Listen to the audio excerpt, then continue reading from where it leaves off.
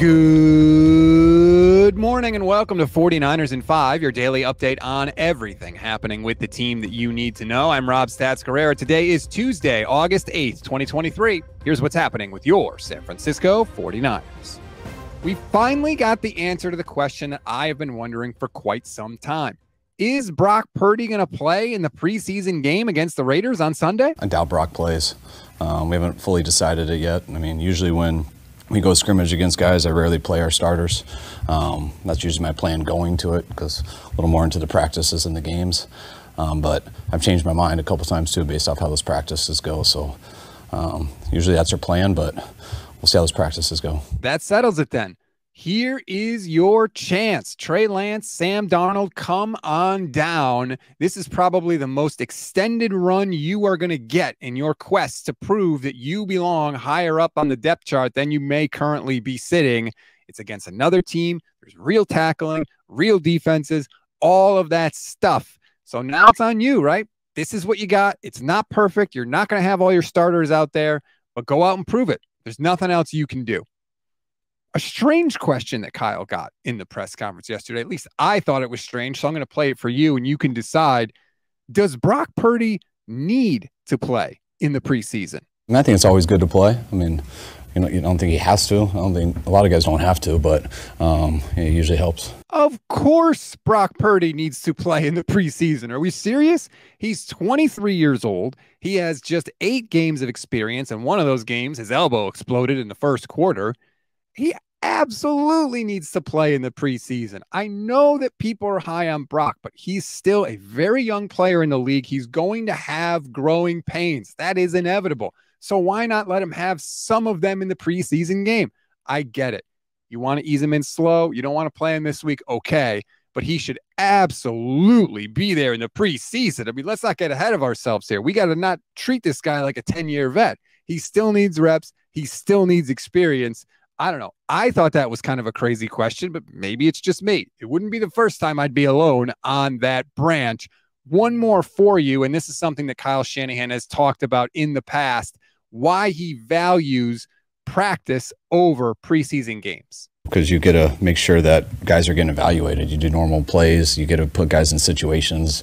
You never know how a game's going to unfold, what the situations are, who's in there.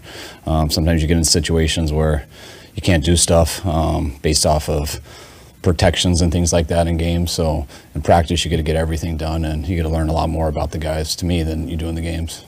That explanation makes sense. Kyle has more control over the practice, so of course he values it more. We all know how much Kyle Shanahan likes to have control, but it's a good point. If you want to work on certain things in a game, you're sort of at the mercy of whatever the hell happens out there. In practice, you can literally control everything, down, distance, time on the clock, situation, all that stuff.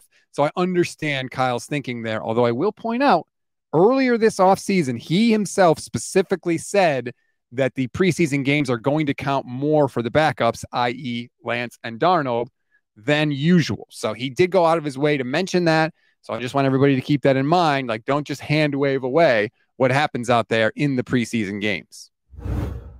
We always give you one thing to read, one thing to watch, and one thing you might have missed. One thing to read on this Tuesday, Matt Barrows has a really cool column in The Athletic. It's basically like an update on the entire rookie class. He goes through every pick. He tells you what's been happening with them in training camp and where they stand. And it's pretty cool because for some of those guys, we haven't really heard that much. So go and check it out. If you want to read it, you can click the link in the description of this episode. One thing to watch. We all know the Raiders are coming, or I should say the Niners are going to Vegas at the end of the week. I've been talking about it. Kyle Shanahan said yesterday that the Niners have already gone over the league's gambling policy with all of the players, which is very good. And they're going to go over it with them one more time before they leave for Vegas, which I know you might think is overkill, but don't. We've already seen multiple players suspended for gambling violations this year. There is no harm in going over it with them one more time. So let's be honest, the last thing this team needs is to miss somebody because they decided to place a friggin' bet when they were in Vegas for 3 days because of a joint practice. So good on you, 49ers.